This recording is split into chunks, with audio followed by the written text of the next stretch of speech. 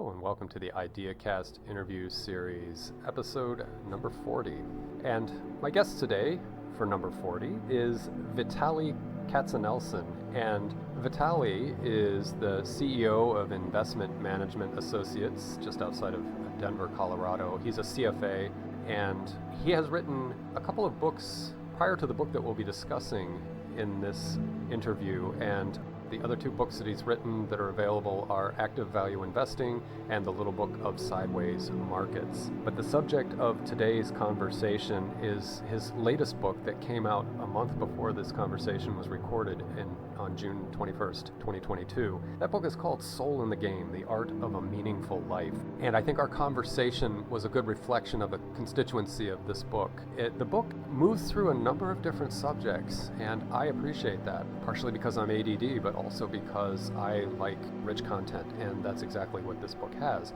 And it discusses, among many things, an immigrant story, being that of Vitaliy, and family that he had back in the Soviet Russia and the Soviet Union, as well as his family that he has with his wife, Rachel, and his three lovely children, Jonah, Hannah, and Mia Sarah.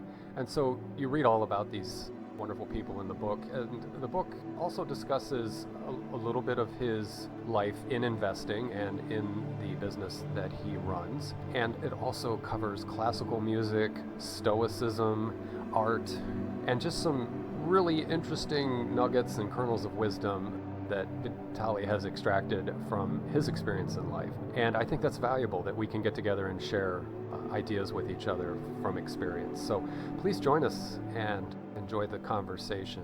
And I thank you very much for your attendance. And Vitaliy, I'd like to welcome you to the IdeaCast interview series. I'm really looking forward to our conversation, and it will be revolving around your book, Soul in the Game. And I'm looking forward to talking about the book as well. So welcome. It's my pleasure. Thank you, Justin. Looking forward to it. Absolutely, absolutely. Now, to the audience, to those of you who are tuning in, I want to welcome you as well and acknowledge you for being here. It's going to be a very interesting conversation. So thank you for being that passive member of the conversation. And what I'd like to say about Vitaliy's book in a takeaway from my having read it, I just finished it 2 days ago.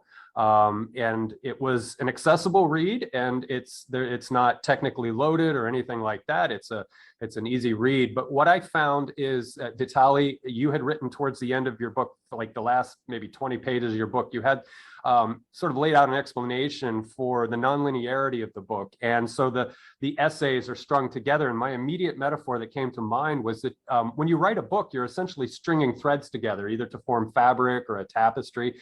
And so if you wrote a book about carburetors, and nothing but carburetors, it would probably be a solid color. And what I got out of your book was that your book has many patterns to it. It has many features to it, as a tapestry would, or as a vibrant, say, what was that old? There's a pattern. Oh, there's gingham and other things like that. I'm thinking of something that was popular in the 60s. Anyway, but just a very vibrant and patterned book, and that was the takeaway I had. So I thought for a number of people or types of people in the world, this is a great book for all of its contents, all of its constituents, and they do come together in a type of unity or unitary whole that will leave you very satisfied as a reader. It talks soup to nuts from a biography about Vitaliy and the interesting life that he had coming to America, and we'll get into that, as well as his lovely family, as well as economics, as well as classical music and literature, and just a bunch of other things. And so we'll unpack a lot of that, and philosophy too, which is what kept me really turning the pages. So anyway, Vitaliy, I'm rambling, but I wanted to lay out sort of a sketch of what the contents and the constituency of the book were, and I hope I did it justice. But like I said, the first analogy that came to mind is it's just a very beautifully woven fabric or tapestry of ideas. And let us get into that now and start talking about the constituency of your book. Sure.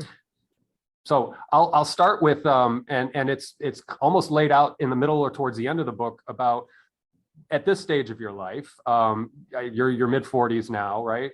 Somewhere in I'm that high range. 40s. I'm High 49. 40s. Okay, you're not too far off from me. I'm low 50s, so we're not too far apart. But yeah, this is, and you acknowledge this in your book. You say that this is a stage of my life, and that when I'm 30 years from now, when I'm at another stage in my life, it'll be interesting to introspect where you were at this stage in your life. So if you want to start there and talk about at your mid to late 40s, because I know this book took a while to put together.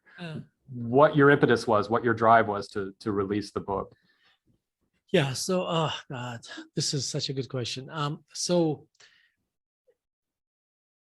this book was never supposed to be written, because to write this kind of book requires a lot of confidence and a slight amount of arrogance, because I'm writing this autobiographical book. I'm giving this, advice about how to become a Stoic. I'm writing about classical music composers. I'm writing about my trips with my kids to Santa Fe and San Francisco, and my travels and travails through Europe. So this is a book usually kind of would be written by, some very popular movie star or something. But what's interesting about this is that I started writing in 2004. I started writing for thestreet.com. And when I started writing, I just wrote about investments and finance. And I'm qualified to write about this because this is my day job. I'm a chartered financial analyst. I have a degree in finance. I even taught investments at the University of Colorado. So I have a pedigree to write about investments. But over time, as I've been writing about investments for a while, like subjects about life, my kids, classic composers, kind of became this supporting actors to my investing writing. And at some point, as I got older, I gradually got more and more confidence to write more about them. And what gave me that confidence is that I write, so when I write my articles and they may be published in Financial Times or Barron's or some other publication, I also send them out to my email subscribers. And those email subscribers reply to those articles. And they told me, Vitaliy, I came to you for your investment articles, but I'm really staying for your life stories. And over time, that gave me the confidence that, which, by the way, as a writer, having a confidence is a big deal. Give me confidence to keep writing about these topics. And over time, I've written a lot of articles about life and all these different topics. However, in August 2021, I sat down to write this article about Tchaikovsky. It's not about Tchaikovsky, but he was one of my favorite composers. But he wrote letters to his brother explaining how much struggling he went through when he was composing a sextet for strings, which is sextet means basically piece for 6 string instruments.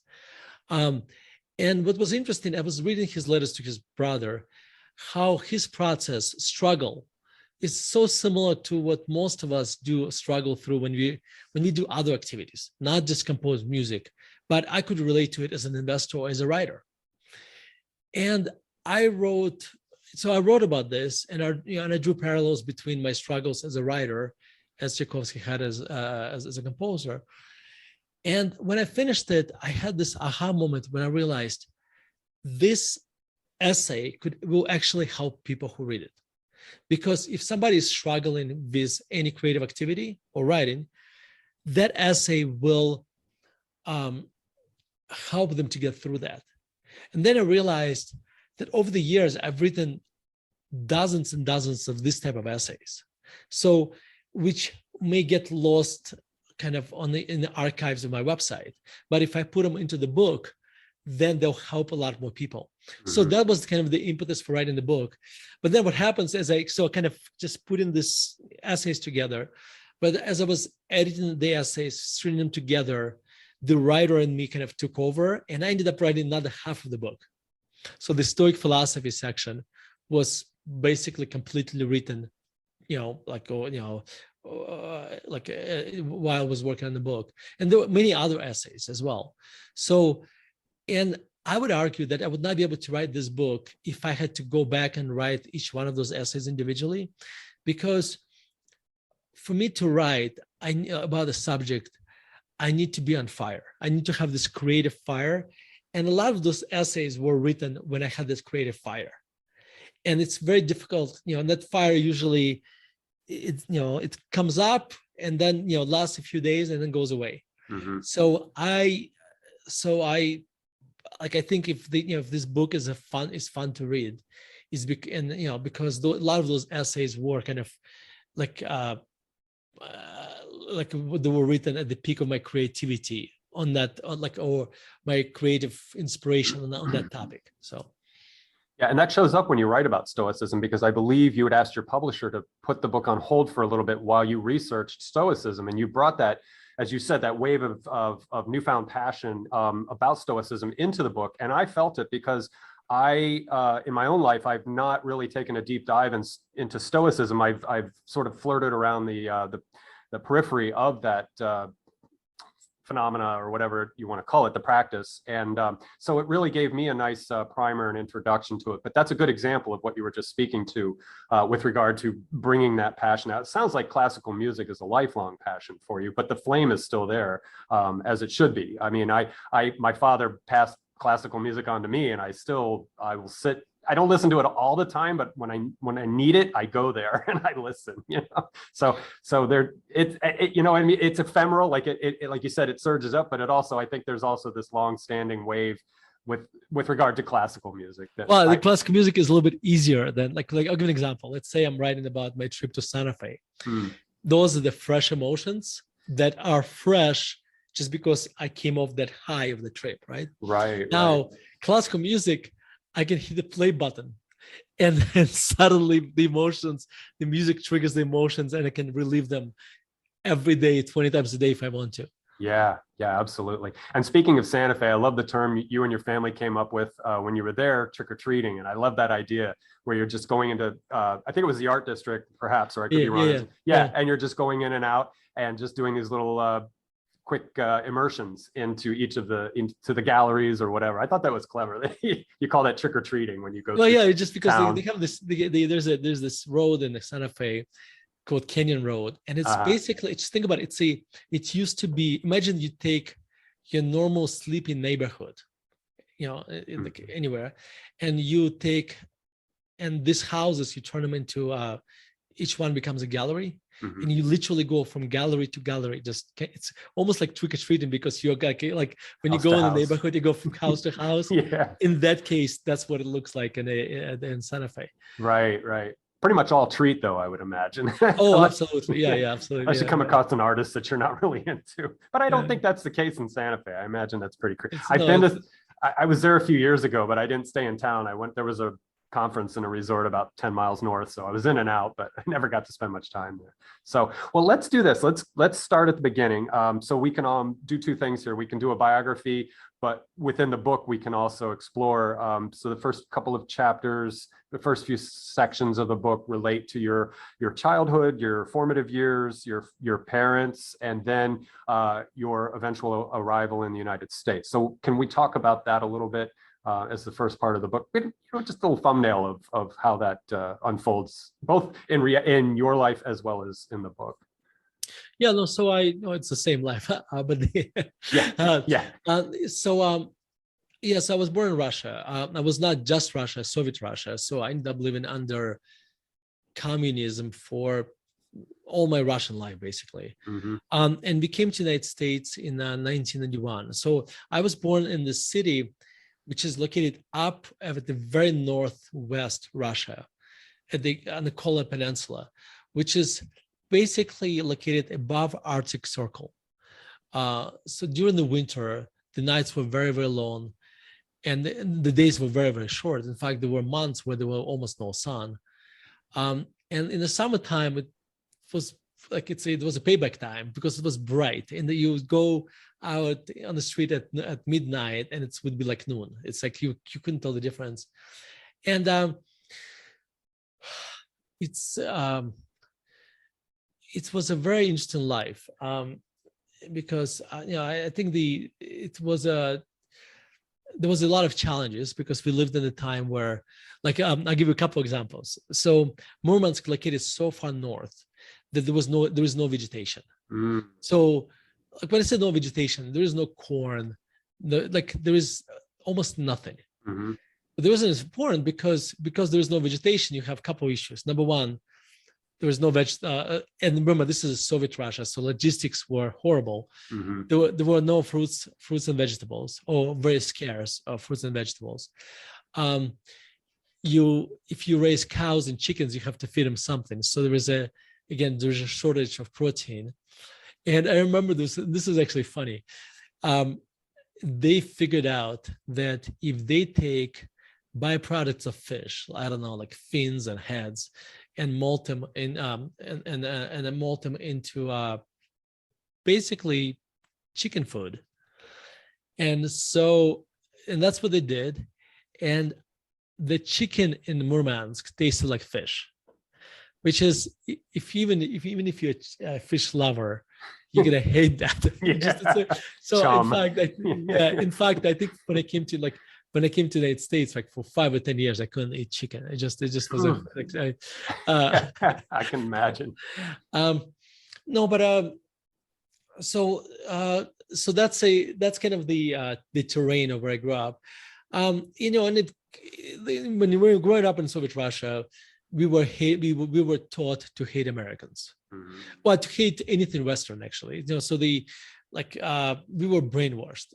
The media, because the exposure to media we had was very limited, and all of it was Soviet media. Okay. So when we once every month or every 2 months, they would take us to movie theaters and show us propaganda movie about the United States or the West. And I remember one of them where they basically said that in the United States, Black people are lynched.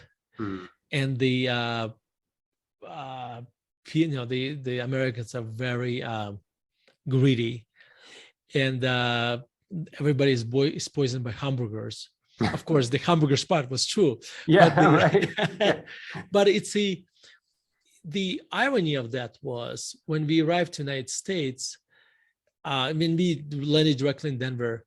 We were greeted at the airport by these people who never met us, who were just members of my aunt's synagogue, who came to help because you had this immigrant family coming to the United States from Russia. So this selfish capitalists were not selfish after all, anyway. That's right. So it was a very interesting experience. And so we came directly to Denver. I was 18 years old, and it's kind of interesting. When you have immigration stories, usually they have this, like, they're great stories to write about because they have a lot of ups and downs, and they have, as a writer, you need to have this drama. Yeah. Our immigration story didn't really have that much drama because, in fact, to make things even more interesting, we flew on the Pan Am, and from Frankfurt to New York, Pan Am flight was overbooked, so we flew first class. Oh, okay. Wow. You know how those immigration stories where they come on this big boat, Yeah, and a raft. 20 people per cabin. Yeah, so on the raft. I flew first class. Oh, wow. So my immigration story lacks the drama, which is a good thing. But I would argue when you're an immigrant to a new country, especially if you come from a country with a lot fewer political and economic freedoms, that serves as a fuel to your fire. It's like, because I probably work harder than most people who are born here, because what I find is the contrast between where you come from and what your opportunity set could be is very stimulating and encourages you to work harder. So the first couple of years, the fact that when I came to the United States, I had an English vocabulary, but I didn't really speak or understood English. And then over time, that's, as I learned the language, it stopped being a detriment. And basically the disadvantages an immigrant had kind of dissipated over time. I started to understand the culture better, the people better, and people better as well. And over time, I would argue that being from Russia actually gave me a competitive advantage. Mm. In the way you just spoke, to say that you are arriving in an arena of opportunities, and that these were more salient to you because it was something new. Were there other advantages? Yeah, it's kind of interesting. I think the contrast in education system, it's kind of interesting. And when I say this, I'm not sure that's still true in Russia or other countries in the ex-Soviet Republic, ex-Soviet Union. The teachers were, and I'm generalizing, but my exposure was the teachers were very tough. They really cared about you learning the subject. They treated everybody the same. And that actually did not work for me because I was different. I'm not saying it was better than others. I wasn't. I was just different. And that approach actually was counterproductive for me. Let me give you an example. I never, ever got a grade higher than C in high school, middle school. Because I needed somebody to believe in me that I have a potential, and teachers were convinced that I have no potential, and therefore they treated me as such.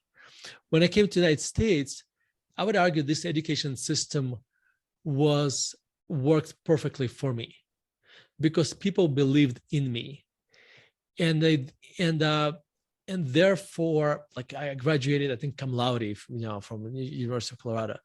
So that American education system clicked with me more, even though you would argue, if you want, my classmates might have known physics or math or biology better than I did. Or maybe you can argue, if you compare maybe average American student knowledge of biology versus, a Russian student at the time, Russians knew this better. But I think this system also cares about you as a human being, where Russian system more looked at you as a cog in the wheel of the economy, kind of thing. Yeah, a more utilitarian nature. Yes. Yeah. Yes. Yeah. That makes Where sense. the United States was more individualistic. Yes. So that's an upside to individualism, I suppose, because I can be critical of the misuse of that idea, the notion of individualism, but it has merits too, I suppose. I think that any idea taken to the extreme is dangerous, right? Yeah, and absolutely. I think the kind of, for me, that's, this American system worked much better. Absolutely. So in your migration, unfortunately, your mother wasn't able to migrate over with you. She had passed, I believe, when you were 11. Yes. And so you were able to bring your father, though. And I think you remarked in another interview that in having lost your mother, that you became close to your father, and that had benefits in that regard. And your father was an artist. And I like the part of where you explain in the book about how your father, he arrived here late in life, and it was difficult, I believe, for him to make that transition to settling in and acclimating, if you will, to American culture. But he had his art, and I think that might have been a good outlet for him. Is that true? Am I getting that right? No, you get absolutely right. So I lost my mother when I was 11 years old, and what was interesting in our family, my father, he has a PhD in electrical engineering. He was a professor at university, and this very cerebral kind, but a person who focuses on his work. Okay. And my mom did not work. I mean, she worked part-time at an institute, and but her job was basically taking care of us, and also kind of take care of the household and the whole thing. And she let my father just be himself and just kind of, she not spend that much time on on raising us. That was her job. At least that's why, how she took it. And so he could work and focus on science, etc., and painting, etc. When my mom passed away, I was basically exposed to my father a lot more, because now my father had to take care of me. Yeah. And my father had to kind of come out of this kind of this scientific bubble and really become a parent. Like not that he wasn't before, but that was now it became Yeah. his full occupation. Yeah. And what also happened is that, and the interesting part, I did not realize it until recently. Like this, is that when I lost my mom, I kind of expected that I'm going to lose my father too. Like just as a kid, as a young kid, you traumatized by that, and because of that, I kind of wanted to make sure that I'm spend time with my father all the time. Yeah. That I kind of like every time when I saw him, I saw it as a gift that I get to spend another day with my father. And especially as an older adult, that was a huge deal for me because I would go see him several times a week for breakfast, and we would go walk in the park, and we would travel together. And that was a deliberate decision on my part, because I knew that like the trauma of losing my mom kind of brought me closer to my father, and I'm so thankful for that, and so also, so that's one part of the story. Another part of the story is that what happens usually when you had a lot of Russian intelligentsia move to the United States, what usually happened is that there would be scientists or teachers or doctors, and they would come to the United States, and they're part of the life where it's very difficult to learn new language. Or if you're a doctorate, that means you have to go through a huge battery of tests where it's very difficult for you to get American accreditation. So a lot of those people ended up doing things were very menial, kind of menial, like I don't know, clean hotel rooms, this kind of things, right, where they used to be doctors. And that was extremely demoralizing for them, as you can imagine. Absolutely. My father was lucky because in addition, and in the people who are watching this, they can see there is art behind me. That's my father's art. That he also painted throughout his whole life. And that was just a hobby. It's something he did because he loved doing it. And he did not earn a living doing that. And then what happened when he came to the United States, he became full-time artist and was very successful at that. So he went from doing one thing he loved to do another thing he loved. And it was a relatively painless experience for him, which is which many other people wish they could do that. Yeah, absolutely. And it's salvaging. It's a way to come out of that otherwise negative experience. I'm looking for the, here it is. For the people watching, there is a section in Vitaliy's book of his father's art, and I just absolutely love it. I Googled it before I got the book. I Googled your dad's art because I knew we were going to have a conversation. But anyway, there's several pages of your father's art in there, and I really appreciated that because it spoke to me. I'm kind of stuck in Impressionism. It's sort of my favorite genre. I love and so, Impressionists. Yeah, so and it's not. I don't know if it's according to Hoyle Impressionism that your father did, but it appeals to me because I like Impressionism. So I'll stay with that. No, I think it's gorgeous. Gorgeous. Yeah, no, well, thank you. And by the way, I'm a huge fan of Impressionists. In fact, I'm going in a few days. I'm going to Amsterdam, and I'm going to go to Van Gogh's museum for the nice third time. I think. Oh, yeah. So. Very cool. Very cool. That's great. That's great. I remember going to Adams, Massachusetts one time, and there was a school there, and they had not the higher end Impressionists pieces, but the artists, the names in this small gallery in Adams, Massachusetts. And it was just wall to wall. I was like, oh my God. I was like 18 or whatever. I kind of lit the flame, and Mary Cassatt was my first. I think my mother had some Mary Cassatt prints or something. And so that set the seeds for Impressionism for me. But anyway, that's awesome that you're going to go to Amsterdam and see that.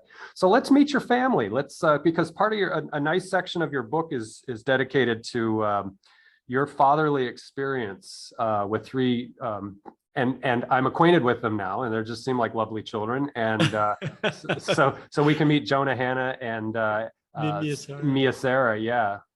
Yeah, no, so it's kind of interesting. I got to tell a story about this. So I wrote the book, and almost the final version, I sent it to a few of my friends. And one of my friends says, Vitaliy, I know you have no more kids, but when I read this, they feel like a super kids. And there was a reason for that, because whenever I would write about them, it's like we did something together. It was fun, or they triggered me writing about that, right? So what I did, there was a chapter called Future Sleepless Future, I forget the name of the chapter, Future Sleepless Father or something like that. Yeah, Future Sleepless Father. And where I basically, describe how my kids are absolutely normal kids, even though I am writing about them as like, like exposing the high notes of their lives, but the low notes as well. And like my son Jonah, who is 21, like until he was 10 years old, he would not, or 9 years old, he would not sleep on his own. So for 9 or 10 years, we did not sleep always, my and I enjoy, and actually that's the reason I kind of liked traveling when I was younger, when he was younger, because I get a night of sleep. Yeah. Sorry, I got to do this. That's right. My middle daughter Hannah, she she still does that. She loses things all the time, so that's her thing.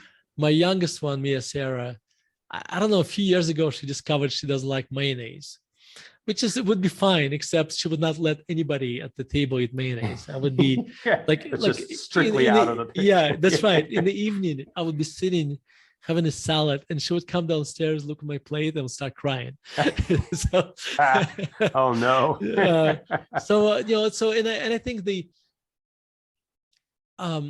so there are, actually, I'll be honest, there is just so much luck involved in parenting. And I want to say that I truly have great kids, but a lot of times I look at them and I realize how much luck had a lot more to do with them growing up the way they have. And that we think as parents we have control, but I'm not sure we do. I'm not sure how much of it is just pure luck. Is that like I would argue Jonah was had a failing grades when he was in junior year in high school, his GPA was 1.3. And then he had a girlfriend who broke his heart, and that kind of impacted his GPA, etc. Then he between the junior year and senior year, he goes to Israel on a trip with with Colorado kids, and he comes back and he meets his girlfriend, girl who became his girlfriend, and she's a straight A student, just a very good girl. And that changes him to the point where she doesn't say anything, or you have to be a good student to, for me to date you. None of that. She's being herself. And he looks at her and he realizes that he needs to change. And he literally in his senior year, his GPA is 3.9, 1.3 to 3.9. Especially I remember the first few semesters, and I would argue I tried to create incentives for him to get good grades, and maybe that helped as well. And I remember my incentives, and Jonah is one of those kids who responded very well to financial incentives. That's just really worked for him. So I forget the numbers now, but I think I basically said for every A, if you have an A in the class, not if your grade at that point in time and is A, I'll give you $10 per week for the grade, and if it's a B, I'll give you 5, and for C, I think I give you 0, and a D I subtract 10 or something like this. I forget. And he was so motivated by that. And basically, if he get all A's, he would be able to go out and have lunch with his friends every single day. And if he was just a B student, then it would be much worse. And C students, he would have no pocket money. And that could be another stimulant. And as a parent, the problem is you don't know. I don't know if that helped him too, or if influence of his girlfriend, or maybe combination of all those things, or maybe he just matured. And he and I remember when he was in senior year, my wife and I would call him, and he says, "I'm sorry, I'm in the library, I can't talk." And we just remembered the kid from a year before, and we just couldn't believe it. And then we have a Life 360 app, and I look it up, and he's in the library. It took my wife and I a few months to get used to it. And he found that he needed to change an environment. He could not study at home. So for him, and this is important for your listeners, is that he found that when he studied at home, he could not concentrate. Mhm. So he needed to go to the library after school every day. And that's how, he got to concentrate for a few hours. And now he's he's a student at the CU Boulder, has a perfect GPA, and also a person who helps other kids to study. But more importantly, he learned how to learn, in the sense that he learned that he needs to find, he needs to have his space. He prioritizes learning over other activities. And I'll tell you, I feel like I wish I could take the credit for this. I would say it's probably luck has a lot to do with it. Yeah. And timing. I think the introduction of the young lady that has the very good grades, and I can empathize with that. We were all that age once, as you and I, and so there's some evolutionary things going on there. I believe, it's that attraction, and then where are we meeting in terms of our social relevance and things like that, or cultural relevance, and so so in other words, I'm empathizing, and I'm thinking to myself, if I were dating I was 17, I was attracted to a 17-year-old person, that I would want to be attractive to them, and I would want to have that relatability of, so and I was a CD student. I was at that 1.3 that he was. So I can imagine that if I had been very much attracted to an A student, I would have felt the same drive to make sure that I met that person there. That's right. And make and I'll tell you this, I tell you this, women had such a huge impact on me, because I remember one girlfriend, I dated this girl for literally a week. And on the first or second date, she didn't even say anything, but she showed that she did not like me smoking. I quit smoking. Yeah. I was 21 years old, 28 years ago. We broke up. She broke up with me, dumped me a week later. I haven't smoked a cigarette since. Yeah. Then I had another, when I was in college, I had a girlfriend who was really career oriented, and that made me more focused. I was a good student, but at the time I was kind of going through university kind of mindless. And her presence, again, she didn't say anything, I just saw her behave. Like, one thing I learned about life is that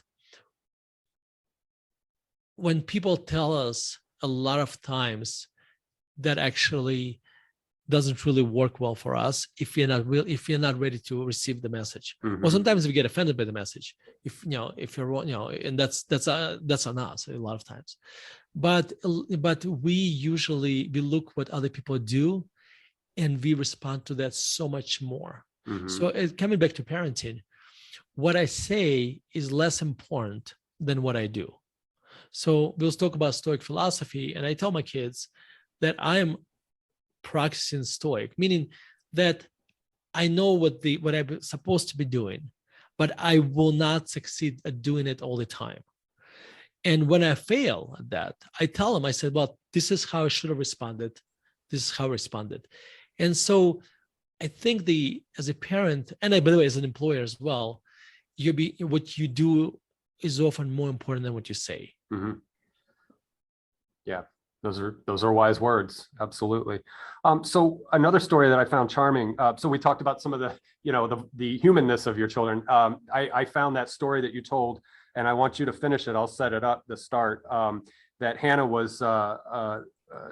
had been recently accepted on the volleyball team, and you relate in your book that there was a meet that you had gone to with her, and you were in the stands with the other parents, and you noticed that Hannah had never been called to the court. She was a bench warmer, essentially. And I felt your indignation in reading that. And so I want you to finish that story, because I thought that was pretty interesting. Yeah, but just imagine, I just want to set it up for you guys. So imagine I wake up at 6 or 7 o'clock in the morning on Saturday morning or Sunday morning. We drive 100 miles or 80 miles for an hour and a half or something, I forget, to another town. And there is a volleyball arena that has, 10 or 15 volleyball nets, and you have a whole bunch of teenage girls screaming. And I was like in that environment for 5 hours while my daughter had a tournament. I think she was 14 years old at the time. And okay, so that's the setup. But anyway, so she's like, Hannah was a very good volleyball player, and she was the best player on her team. And her coach saw that and said, you know what? I think this team is not challenging her enough. So let me put her on a different team where she'll be more challenged, better players. And so this is her first or second, maybe like first or second week on that new team. And they have a tournament. And on the tournament, she's basically watches everybody play, and she's standing there and just cheering and, and not touching the ball for 5 hours. While also selfishly, I'm standing there, and there's all this screaming by this hundreds and hundreds of girls, which is like, yeah. And I was very like, but that's was part of it. Another part of it was I was like, what's the point of us coming here if she's just gonna watch, if she's just gonna watch kids play, how's she gonna learn?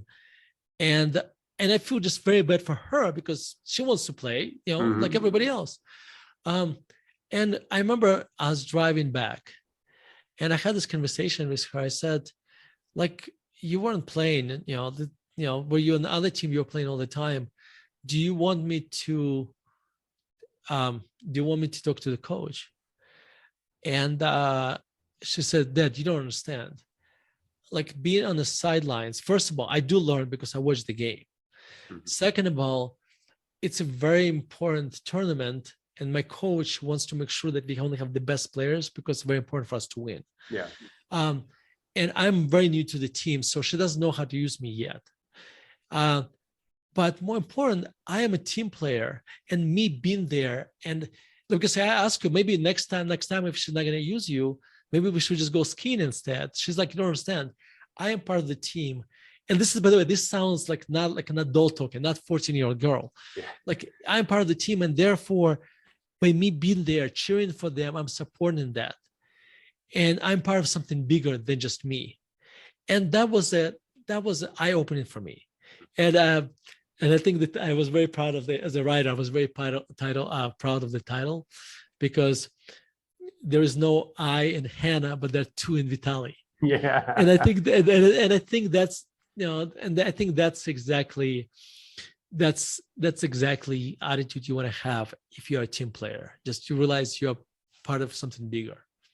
Yeah, for sure. And it points out that wisdom can come from any stage of life, and it can rise up spontaneously. She obviously was a pragmatist and a team player, and she had it all figured out. But just again, for us, the takeaway is that we can see that wisdom emerges. It's shocking. It was. Yeah. I was shocked and stunned. Yeah. I really like that part of the book. I thought that just left a good impression on me. So I wanted to share that with the audience. What I'd like to do, if you're up for it, is I pulled out some kernels of what I would, speaking of wisdom, what I thought were very thoughtful things that you had in the book. So if I can read things off to you, we can unpack them and open them up. So we'll start with the title of your book, Soul in the Game, and it was inspired by Nassim Taleb's Skin in the Game. And so can you talk about like his influence on you and how the title came to be from that extraction of Skin in the Game? Yeah, I think Nassim is a very interesting person. I met him actually before he was this big star. I met him. The way I got introduced to him was actually 19 years ago. A friend of mine gave me his first book on my birthday, and it was Fooled by Randomness, which is a phenomenal book, and I highly recommend anybody to read. And so in his book, Skin in the Game, he had this. I thought it was kind of throwaway chapter, like it's called Soul in the Game. At least I don't remember the chapter being kind of an important part of the book. But I read this chapter and I had this huge aha moment, because I realized that's exactly what I want to be. That's who I am. That's where I aspire to keep being, I guess. Especially since I work in the investment industry, and that industry has so many people that not just having a soul in the game, they have no skin in the game. Like Wall Street is so good at, if there is a demand for carcinogen, they'll manufacture it, but they will never eat it themselves because people want it. Yeah. And that's like a lot of investment products are like that. They should never be consumed, but they'll be created because people want to become, there is demand for that. So So soul in the game is a concept, basically, just to sum it up, you have skin in the game. In other words, you enjoy not just the upside, whatever you're doing, but also the downside that comes with that. Mm-hmm. Okay, so if you are a cook, you don't just sell soup to others, but you also eat that soup. So if your customers get poisoned by that, you share the downside, you get poisoned as well. So you would think that a person probably intentionally is not going to poison himself, and therefore the product will always going to be better. Yeah. Now, soul in the game is kind of the next elevation of that, where something you do, you absolutely love. You have this total commitment to it. It's part of your identity. And if you pour every ounce of your soul into it, and therefore you will never do anything that would be harmful. You will never do anything. The financial benefits are secondary to you. Mm-hmm. That is kind of the concept of soul in the game. And you and I, Justin, when we see people that have soul in the game, we know it. Mm-hmm. Like I almost don't like when you see somebody, when you come to a restaurant and somebody, you have a waiter or waitress who gives you this incredible smile, who is very diligent, who really cares, like, you know, that person has soul in the game. Like it could be an artist also, it could be a writer, anybody, it could be an investor. But when somebody, like in the book, I use examples of a sushi chef, right? Yeah. When, so that we know when we see those people. And that's my goal in life, to anything I do, something I do all the time, to have soul in the game. Yeah, to be fully invested in your, not only your profession, but the ancillary aspects of the profession. So the sushi, the chef Jiro, who you referenced and I saw that years ago. It's a fascinating film. But yeah, he thinks globally and he thinks multi-aspectually about what he's doing. And also, much like you, his growth mindset and his modeling of how he wants to, in other words, he was so successful, he could have opened franchises or multiple locations. And I don't think he ever did that. And, No. And you are more focused on quality over quantity. Quality in the sense of not trying to expand out too much where it becomes problematic. I hope I'm doing justice by saying that. No. I think you're doing a great job. No, I think, so like it was my firm, the Surround investment firm. And I don't have an aspiration to have the largest investment firm. I want to have the best investment firms. Mm-hmm. Investment firm. What does it mean? I want us to do great research. I want us to provide a great customer service to clients. I want us to run operational like a Swiss watch. Mm-hmm. I want us to do a good, honest marketing, just communicating our message. And I want us to have fun while we do all that. Mm-hmm. And I want my teammates to have a kind of very kind environment towards each other, towards clients, towards the world. Mm-hmm. Now, if we get to the size where we can't do that, then we'll put brakes on growth. Mm-hmm.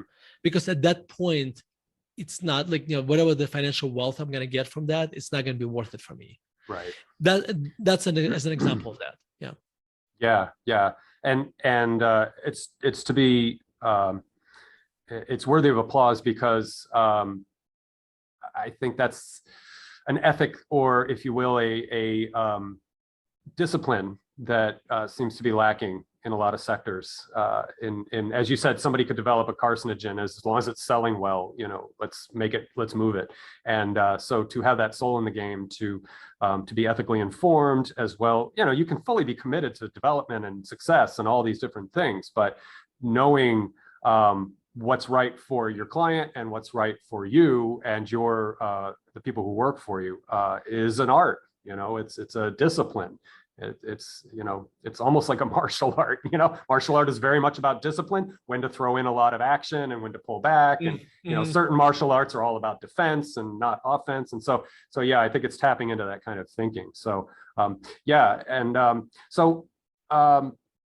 one of your disciplines, because you do speak to discipline and habituation in the book, is you have a process you call the half binary. And I thought that was really interesting. So can you explain half binary? I think, so I'll say binary is a sort of algorithmic yes, no, if then kind of scenario, but you have a unique take on that. So can you share the half binary with us? Yeah, no. So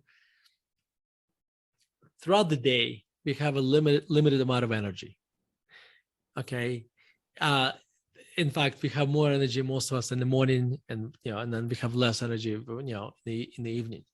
So whenever you make a decision, that is a tax on your energy. So if you turn some decisions into non-decision decisions, then it does not tax your energy.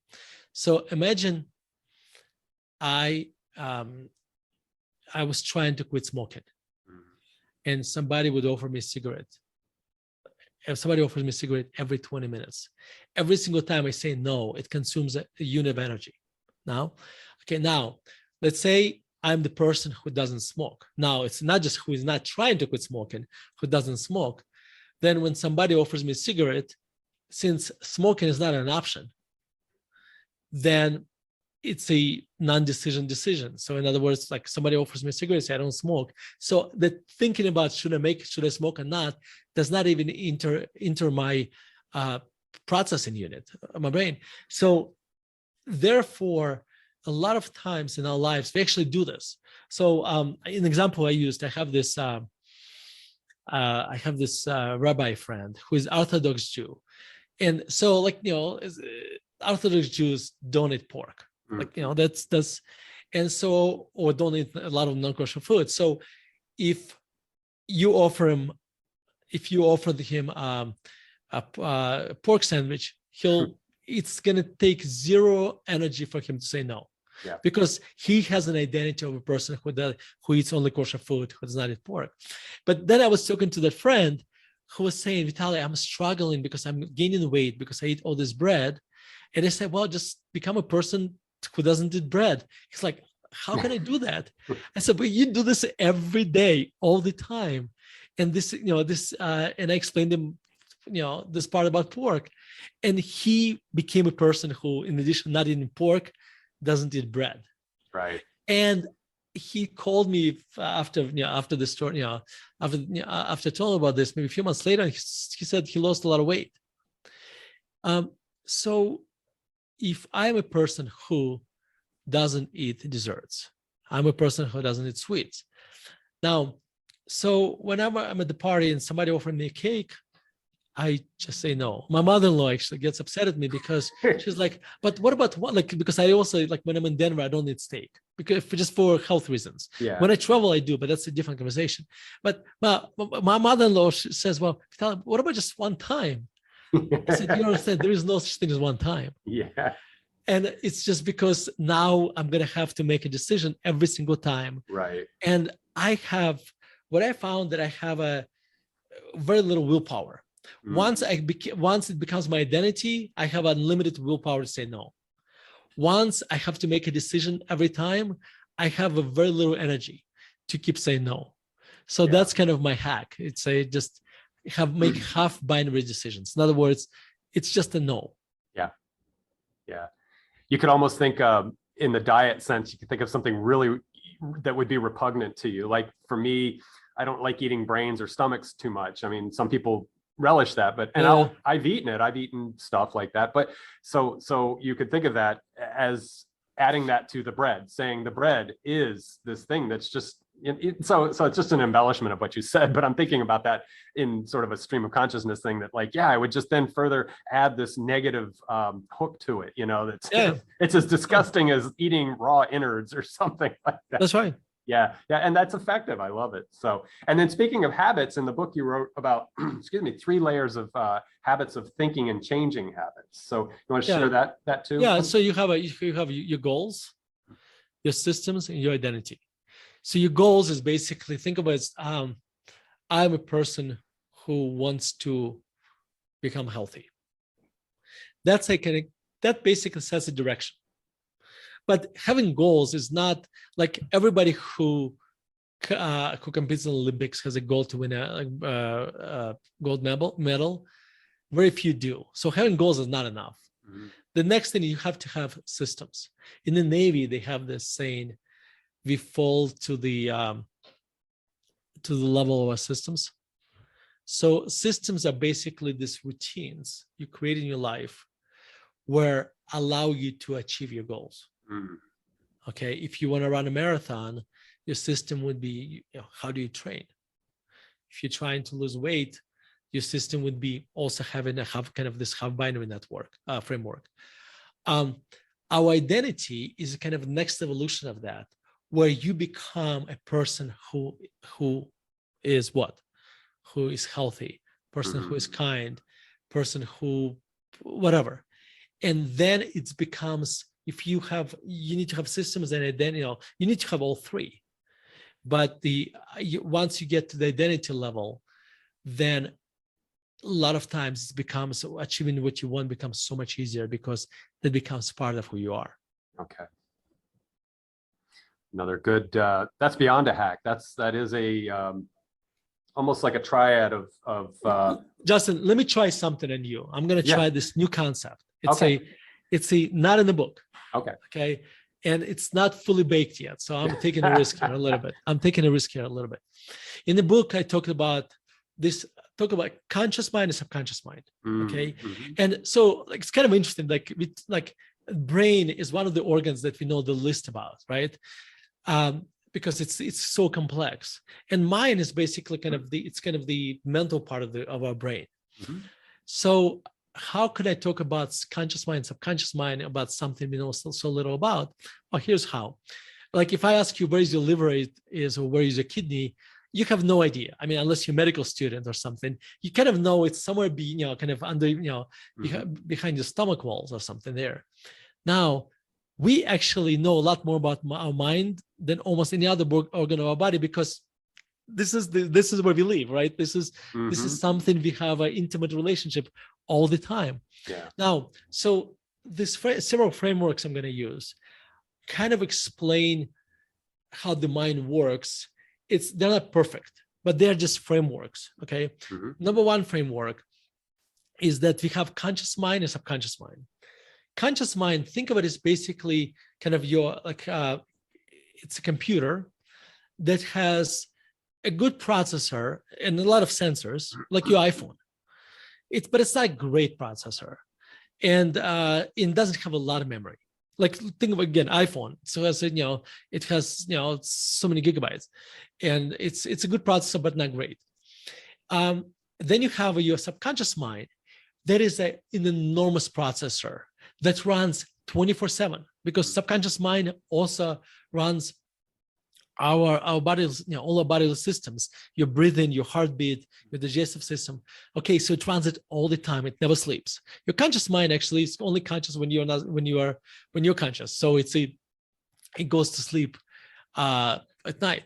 Now, subconscious mind has this unlimited storage power, storage. However, that storage is kind of imagine instead of being stored on hard drives, it's stored on tape drives. So it's very difficult to access them. Okay, and if people say, "Well, Vitaliy, you're kind of going, you're kind of going cuckoo on us a little bit." Okay, well, let me give you an example. When you read a book, the average book has probably about 80,000 words. You can't remember you can't remember the whole page when you read it. You remember some ideas, not all of them.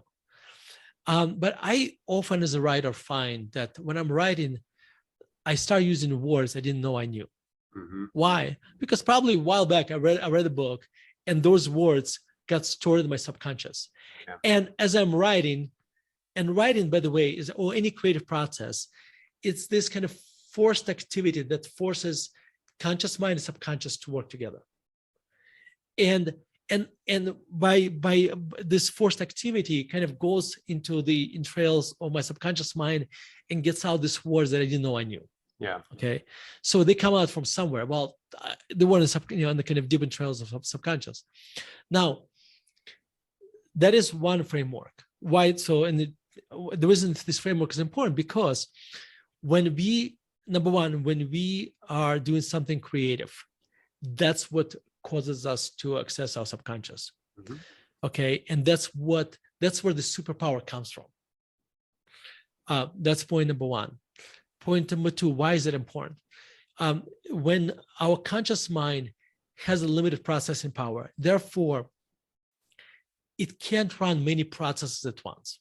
I'll give you an example. When you drive a car for the first time, all of that activity is happening in your conscious mind, right? Because you're thinking about how you're going to hold your hands, how you're going to put your foot on the pedal. All these things require you to think about all these different things you're doing. Yeah. Now, after you've done this for a while, it becomes a routine, and that routine gets uploaded into subconscious mind. Because now when you're driving, you don't even know how you got to work a lot of times, because you were doing it completely on autopilot. And that's what, when we are doing completely something in subconscious, we're doing it on autopilot. Mm-hmm. Usually that was a routine that came from a conscious mind and went into subconscious. Okay. Now, why this is important? Because we need to understand that when we do something, there's so many takeaways from this. When I write, and I write 2 hours a day every morning, I cannot tell you how many days I walk away with nothing written, or nothing of substance written. Mm-hmm. And I learned how to be kind to myself. And this is the trick. I learned that I did not waste this time. What I did, I planted seeds into my subconscious. Because this giant computer will be putting water on the seeds, and I may be taking a shower. Mm-hmm. I'll be walking in the park while my conscious mind is resting, and suddenly that idea will pop up. And by the way, this happens to me all the time, and this is not just me; it happens to everybody. So now, if you treat yourself saying, "Okay, I did not waste my time. I was planting. I just don't know when it's going to give me fruit," then you'll be much more kinder to yourself. And also, you realize, for us, like anything creative is not ideas per hour. It's not a creation per hour kind of endeavor. Right.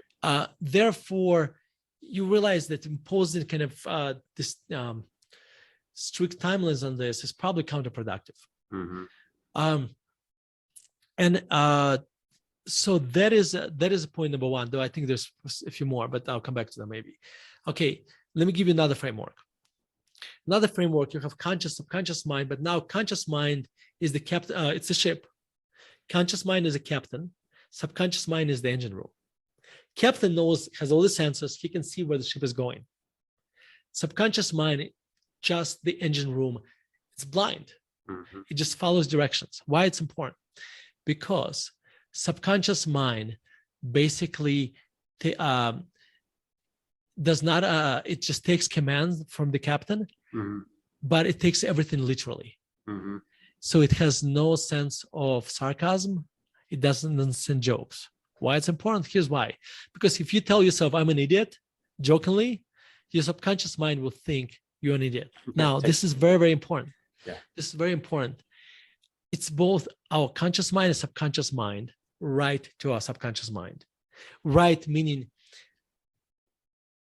our behavior, our kind of automatic behavior completely comes from our subconscious mind, automatic behavior. In other words, our personality, kind of unguarded personality, is completely comes from our subconscious mind. And that is programmed by us, by the way we behave every single day. So, not just behave, and this is important, but what we say every single day. So we program our operating system of who we are, our identity, by our actions and our behavior. I mean, in what we say. Mm-hmm. So words are actually very important. And so therefore, if you kind of keep saying to yourself, I am an idiot, your subconscious mind will agree with you. and will start thinking you're an idiot. Right. And the power of the subconscious mind is huge. So if there's a word in the Hebrew which called abracadabra. Mm. Okay, and what it means, I create as I speak. So, or you can say I write, or maybe we can say differently, I write in my subconscious mind as I speak. So words we say to ourselves, words we say to others really matter. Mm-hmm. And if you think about our subconscious mind is operating system that by a lot of repetition, we get to write and rewrite. That actually gives us a lot of hope, because that means that if you have a bad habit, like, let me give you one example. Then this is very important to me. I have a goal to be kind to other people all the time. Okay. I want this to be part of my identity. Okay. Because I want to be net positive to society. So every single person I interact with, I want to be net positive to this person. If this person is rude to me, I still want to be kind to that person. Now, I have a few friends. In the book, I refer to them as Moses of Denver and Jesus of Seattle. Mhm. And these two friends who are my role models, for them, this kind behavior is automatic. They have zero, it takes zero energy for them to be kind. Mhm. Okay. I want to program myself when I'm kind all the time, where it becomes my automatic behavior. Mhm. Okay. Therefore, it means I have to be kind to other people all the time. And so at this point, I have to be mindful of that. Mhm. And that's happening in my conscious, it's on the conscious level. Mhm. Over time, as I keep doing this, and by the way, that means when a telemarketer calls me at 8 o'clock while I'm having dinner, I have to be kind to that person. Mhm. Okay. And it takes me effort. And over time, that will become my automatic programming. So, and that's it. And also, but one thing I noticed about these two friends I have is that they never say anything negative about other people. And I thought a lot about this. When we speak negative about other people, language programs us, and therefore we think it's okay to be negative, and that's therefore we write into our subconscious that's okay. We modify our brain system. Mhm. So by always trying to be positive, trying to be kind to others, I'm eventually, my hope, I'll be able to rewrite my brain system where it becomes kind of innate automatic response. Mhm. Mhm. So this conscious subconscious mind framework, like, to me, it's like I'm actually I'm working on this right now. As I was writing the book, this is volume 1, and I'm already working on volume 2, just because as a student of life, I keep learning. And this framework, I think this is probably one of the most important writings I'll do this year, because it's really helped me to understand myself better. And your half binary pairs very nicely with what you've just described. The half binary process. Absolutely. Yeah. Absolutely. So in the beginning of what you were saying, it got me flow thinking a little bit about the incredible nature of our subconscious. And one takeaway I've had from people who follow information theory talk about the fact that our sense organs take in 10 million bits of information per second, but our access consciousness can only present 40 to 120 of those bits per second. So we're being bombarded by sense data. And that sense data cannot be brought to the screen of perception or the screen of apprehension. It would just be way too much. And so in marrying what you said, I find it fascinating that all of that information is being taken in and possibly being stored. I don't know, that may be controversial to say that, but the fact that we do take in so much and we don't register it, and that speaks to what you were saying about the subconscious. And then I'll add one other facet to that people who they are not neurotypical, and some of them are in the spectrum of Asperger's. And there's a famous case of the guy they called Rain Man, who had agenesis of the corpus callosum, that center little nugget between our hemispheres. His agenesis accessed a lot of this subconscious information, this sort of dry data, this stored information, and the guy could pull up so much. And I interviewed a professor at the University of Miami. She's got a wonderful book. Her name's Barrett Brogard, and she had a book called Superhuman Mind, and she's a book full of these kind of things where acquired savantism occurs. And it could be through a brain injury, it could be from a tumor, it could be from X, or a congenital thing where it might be Asperger's or something like that. But yeah, so to sum it all up, the mind is a fascinating domain, and so So I'll amend one more thing, and then I'll hand it back to yeah. you. I think when we look in the world of mindfulness and reprogramming, if you want to think about neuroplasticity, like you were saying, the repetition and the habituation for the positive affect, for the positive outcome, I think that is a ripe field. We're in a world of constant self-improvement gurus and fads and things like that. I think whoever can kind of get into this idea of whether it's mindfulness or whatever the repetitious disciplinary practices that can cultivate this. It's not to say that we'll ever be able to get full access to subconscious, but I think the communication, that proof of concept exists in people like the social end of the spectrum of Asperger's, where they have just this encyclopedic recall. They can take pi out 35,000 spaces. They can learn Norwegian in a week, and they speak English.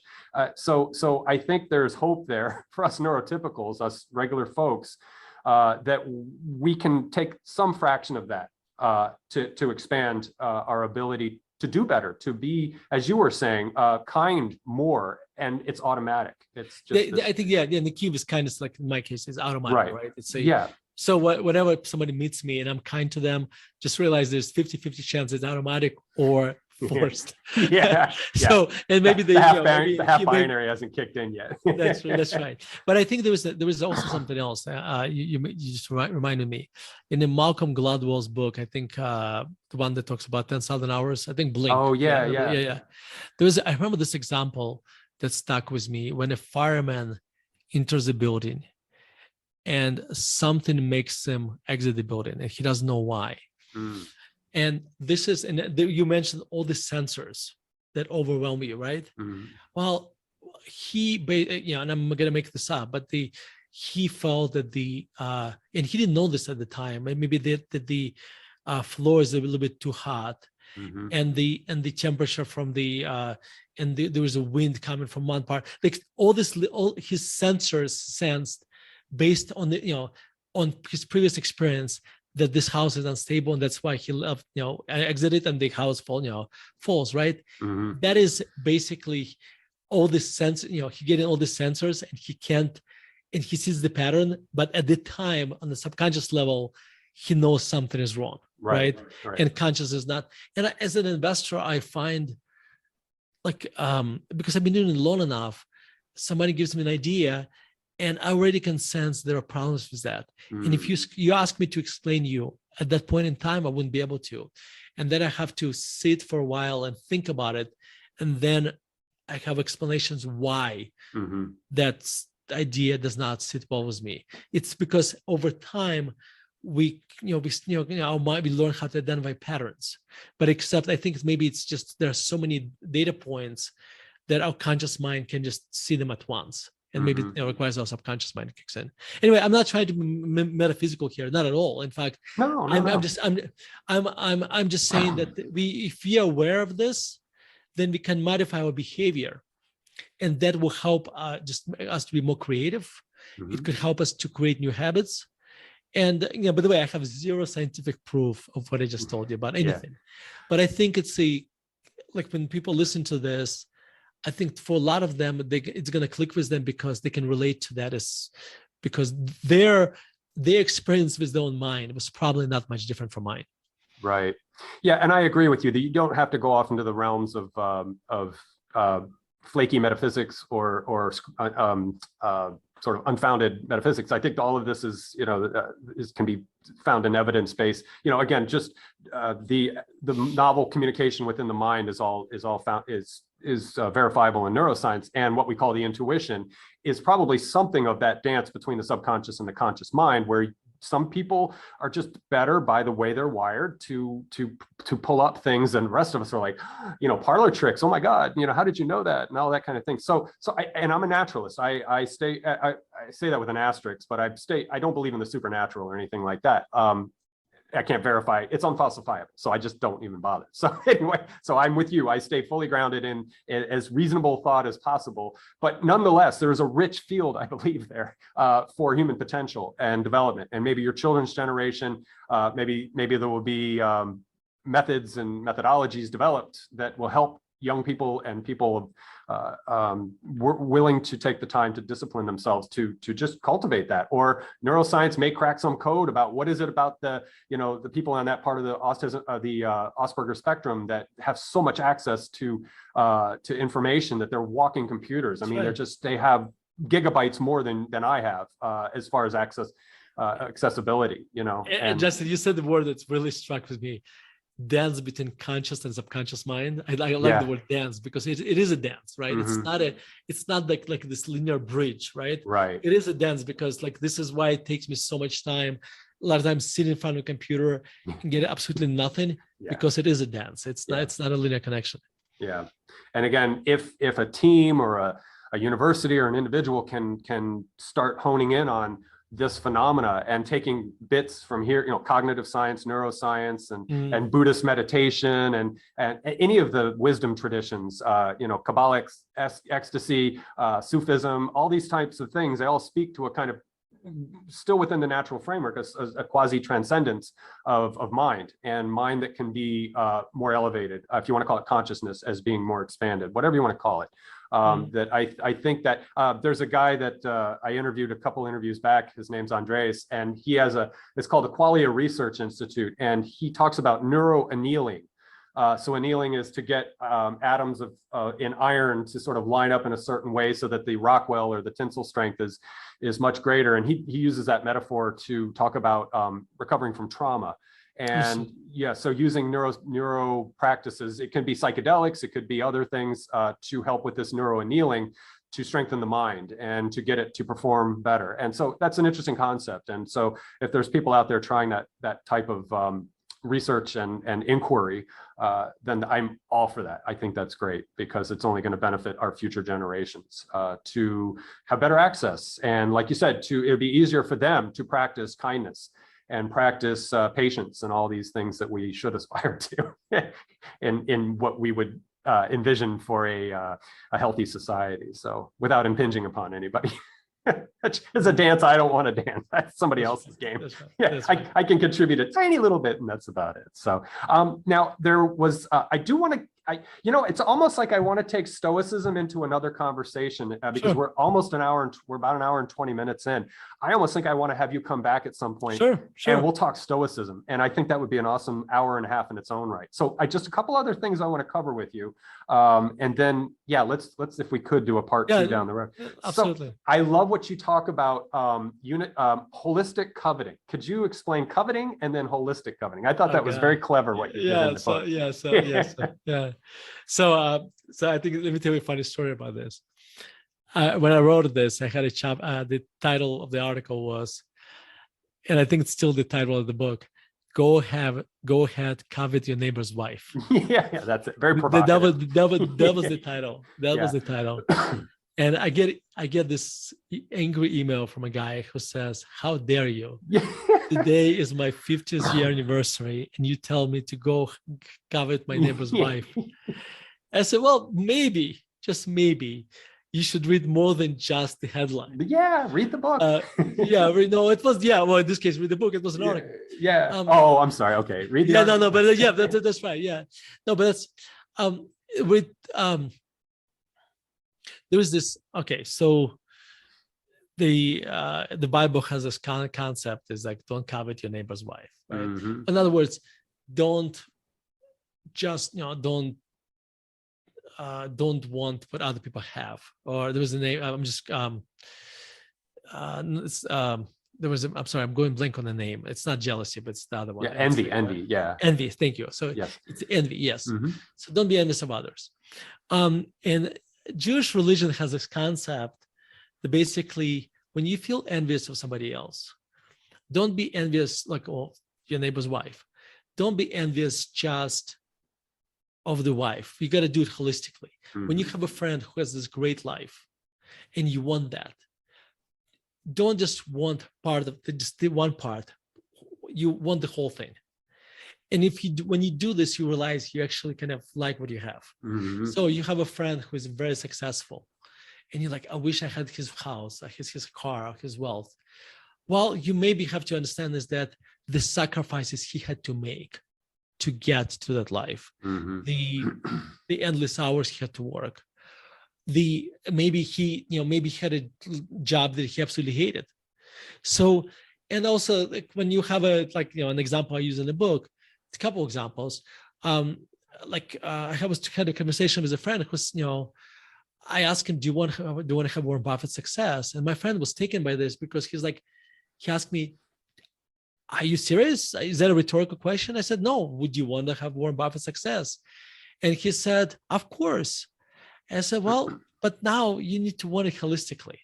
So in other words, remember, Warren Buffett is the person, by the way, who is my role model in many regards, but he's a person who was so obsessed about investing. He had Wall Street Journal delivered to him a night before it was delivered to everybody else. He's the person who basically neglected his wife and who left him. He neglected his kids. And so do you still want to have Warren Buffett's success? Do you want to have his billions if your wife leaves you, if your kids, if you miss your kids growing up? Do you still want that? And I was fortunate enough to read Ali Schroeder's Snowball when my kids were very young. And that was the lesson. Actually, it's kind of interesting. I talk to people in my profession about that book, and that is the number one lesson that comes up in the book. They see the side of Buffett, not that the sacrifices he had to make to get where he is.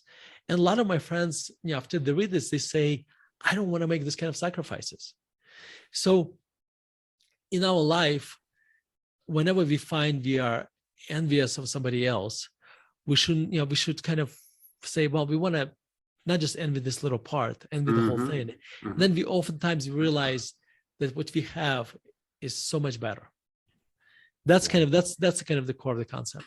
Yeah, absolutely. And Buffett's a great example because in the book you mentioned that there was a lot of sacrifice made to get to where he is. And I can speak to family members I've had that were incredibly successful financially, but their lives were a train wreck. And we could look at film stars and socially relevant musicians, popular musicians, and it looks great on the stage, or their lives look really glamorous when they're at the red carpet or whatever. But there's a lot of suffering back behind there too.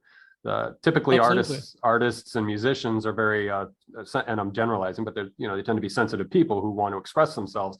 And when you're hit with fame and relevance, that's a toxic mix. And so sometimes it doesn't. Some people can manage it, and other people can't. So yeah, you have to have the holistic coveting when you want to be Brad Pitt or whatever the hell it is you want to aspire to. So. But yeah, that's very wise, and I like that takeaway that you presented there, or the idea, the seed that you can plant with that idea. Now, the one last thing I want to get in before we part ways for today, and is you had 4 modes of communicating that I found very interesting, and so if we could talk to those for a moment, because I think that's another one for those who are watching us. This talk is an interesting one, and it's a reason to get the book and explore it further. But we'll talk to it now, and then when you get the book, you can have it on your shelf as a reference, because this book is in a way a reference book. It's like you said, it's just like your work. It's non-linear. You can bracket it out to different things. Think about how many different similar and connected concepts we already talked, right? Yeah. Ironically, that was one of the last chapters I wrote. Like actually that I wrote the chapter while I was writing the book, like it wasn't written a separate article. It was written, and these 4 modes of communications are, and I borrowed the idea partially from Adam Grant, who borrowed it from another of his colleagues. So who knows where it came from? Right. Yeah.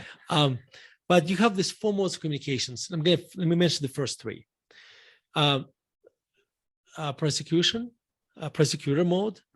3 P's: prosecutor, preacher, and politician. Yes. 3 P's.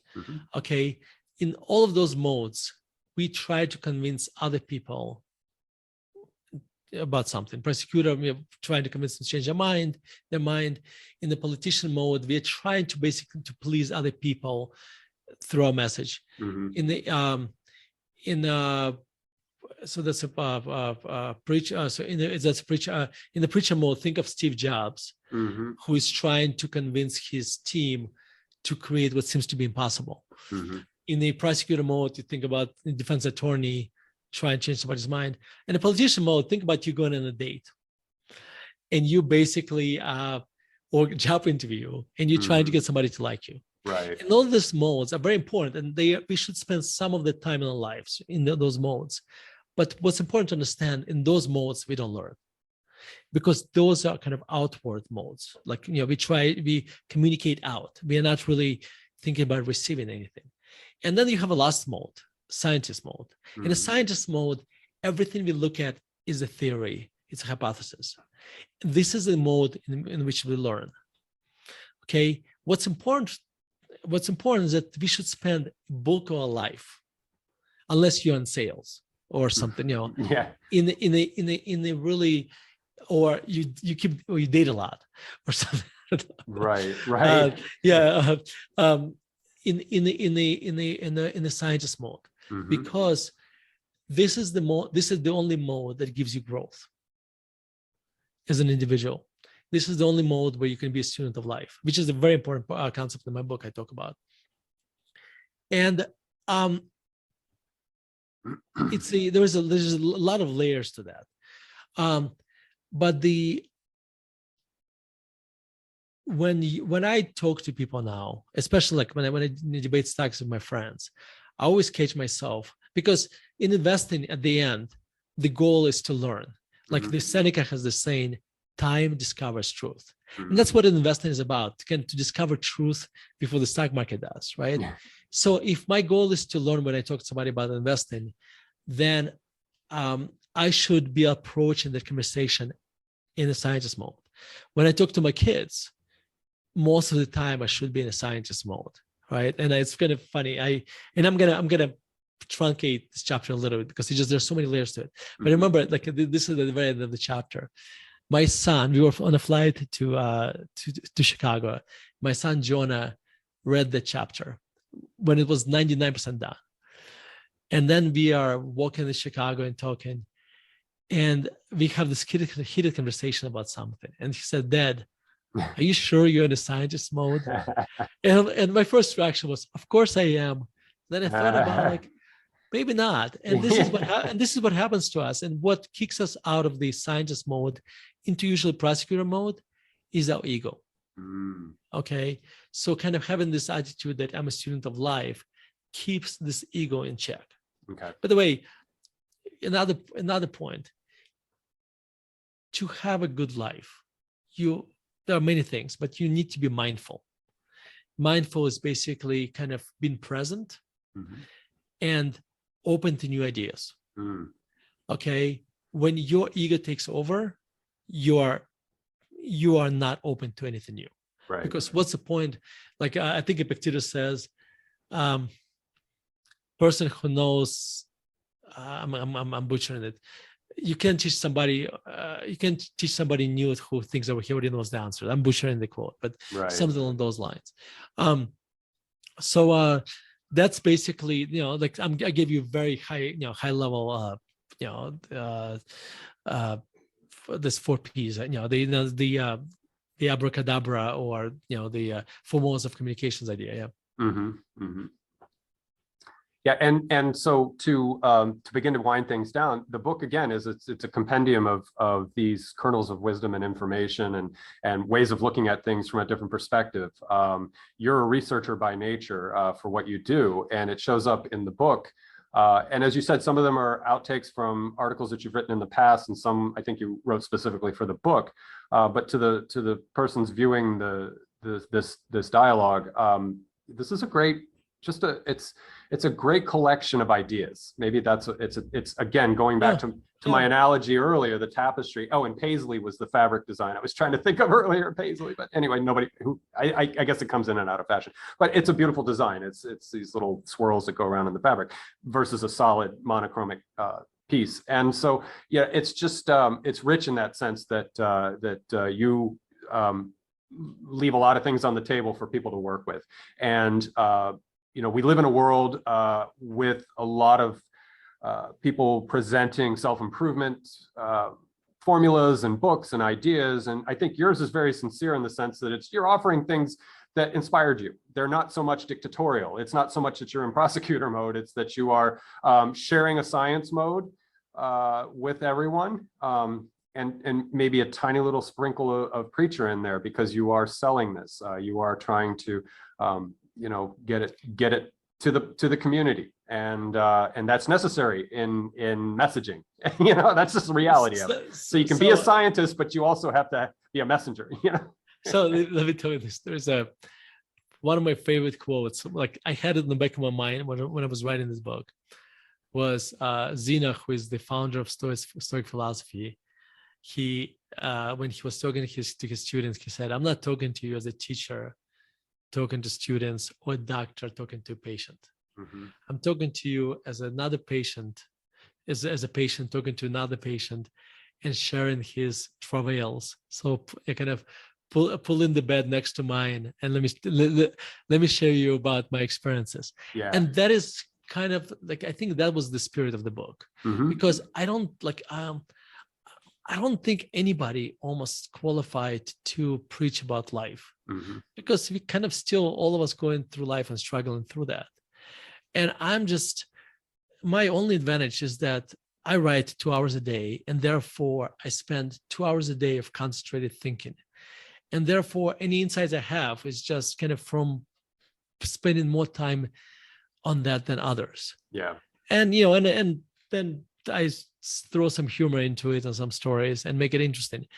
I'm sure and this is what I like your listeners and viewers to encourage them to do, write.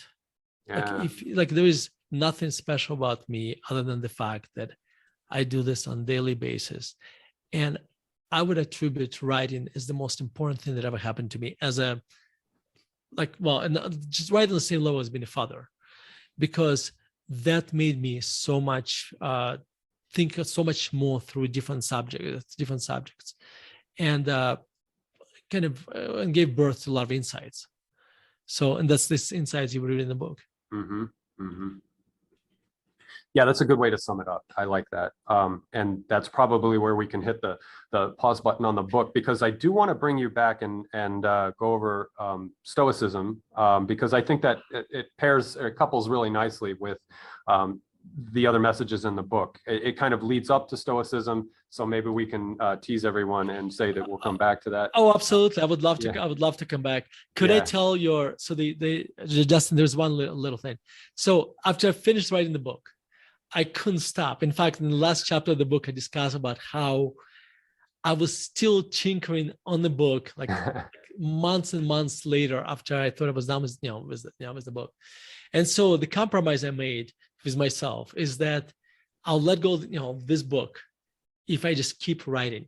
So since I wrote the book, I already wrote 5 new chapters. So here is the thing.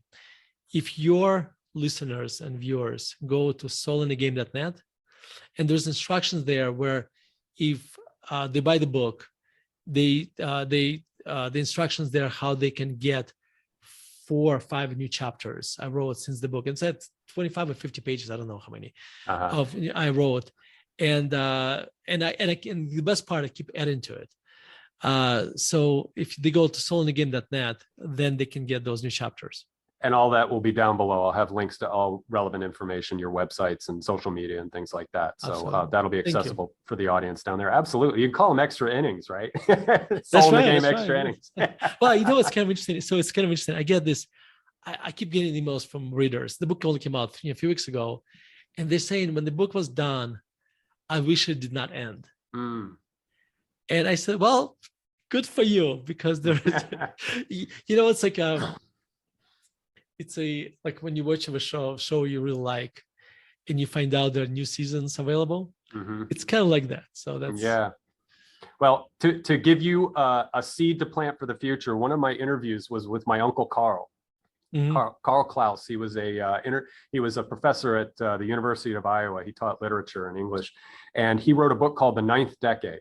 And he just passed early this year or late last year. And I'd never met the man, but he and I had a Zoom call, and it was beautiful because in 50 something years of him knowing me and me never having met him, I all of his children are my cousins, and I've gotten to know them and their children and so forth. But the man and I never met, and we had this beautiful conversation. And but he was reflecting on his 80s, his ninth decade, and he passed at 89. So he pretty much had the whole decade under wraps. So I just say that as a seed to plant for down the road. And Vitaliy can have his ninth decade or sixth decade, however, whatever feels right to just spring out. And I think you even alluded to that in the book, and when you were wrapping things up at the end of the book, you were sort of saying, well, it's people ask me, was it a little premature for you to, I think even your wife said something to this effect. Yeah, to this effect. Like, well, yeah, isn't it a little early? But no, I don't think so. I think it's good to set mile markers of your life. And this is something you'll look back on in 30 years and say, oh my gosh, yeah. And here's where I am now. Absolutely. And I'll tell you this, as I'm doing podcasts and doing interviews and writing, I'm already changing my mind on some of the things I wrote. Just that's what growth is. So yeah, absolutely. Amen. Well, I think we covered, I'm satisfied. I think we covered everything that I wanted to cover. I'm selfish in that regard. my list is complete. So that's great. There's still the Stoic in the room that we have to address. And I want to bring Vitaliy the Stoic back in. We'll set, after we're done recording, we'll set up maybe a tentative thing. We'll check in 6 months. But I really want to talk about that because, again, I see my Greek, where I go to the Greeks, is Pyrrhonian skepticism. And throughout reading about the Stoics, I thought, wow, Pyrrhonian skepticism is a great thing to marry to Stoicism. And so you're explaining Stoicism to me had a lot of doors open or things click or whatever, metaphor you want. So I want to talk to you about that. All right, absolutely. Happy to come back. Yeah, absolutely. Vitaliy, it's been a beautiful conversation. I really enjoyed it. The book was very much enjoyable. I encourage people to get the book, to read it, and to enjoy it, to learn from it. Because if you think you've learned everything, if you think you're done, the book is really, this and other books would be great for you, because we never stop learning. I would hope. Like I said, my Uncle Carl, he wrote in his late 80s about, that decade. And so you're always learning. So thank you. And I'll say goodbye to you after we stop the record. You and I will have a formal goodbye there, but I will say goodbye to our viewers now. Thank you. I always joke at the end of any interview, the folks, and I have about 10% retention to the end. And I'm like, bless you guys. Very nice of you to stick around and stay with those three of you. Thank you so much. Oh, yeah. They're definitely buying the book. So you've got those, you can count on them. So anyway, Vitaliy, it was a pleasure having you on board. And I'm already looking forward to the next conversation. So I'll say goodbye to you after we stop recording. And again, YouTube audience, thank you so much for staying with us and enjoying the interview. Take care, everyone. Thank you. All right. Bye-bye.